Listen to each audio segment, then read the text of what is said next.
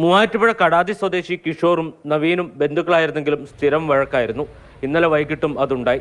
പുറത്തുപോയി സ്വന്തം വാഹനത്തിൽ വീട്ടിലേക്ക് വരികയായിരുന്ന കിഷോർ വീടിന് മുന്നിൽ വാഹനത്തിൽ നിന്നിറങ്ങി സമീപത്ത് നിന്നിരുന്ന നവീന് നേരെ വെടിയുതിർക്കുകയായിരുന്നു. ശരീരത്തിന്റെ വലതുവശത്തുകൂടി തുളച്ചു കയറിയ ബുള്ളറ്റ് ഇടതുവശത്തുകൂടി പുറത്തു വരികയും ഇടത് കൈയിൽ തറയ്ക്കുകയുമായിരുന്നു. നേരത്തെ വെടിവെപ്പ് ഉണ്ടായിട്ടുണ്ട് ഇവിടെ.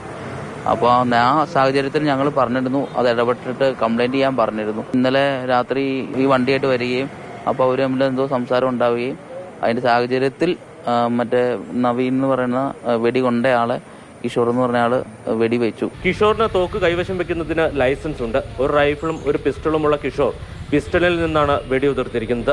വെടിവെച്ച കേട്ട പരിസരവാസികളാണ് നവീനെ ആശുപത്രിയിൽ എത്തിച്ചതും പോലീസിനെ വിവരം അറിയിച്ചതും. പുലർച്ചെ 1 മണിയോടെയായിരുന്നു സംഭവം. ഇവര് ഫസ്റ്റ് കസിൻസ് ആണ്.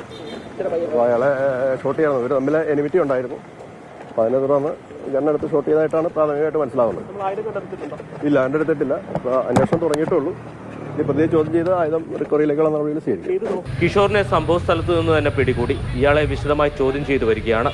മാതൃഭൂമി ന്യൂസ്, ഇടുക്കി.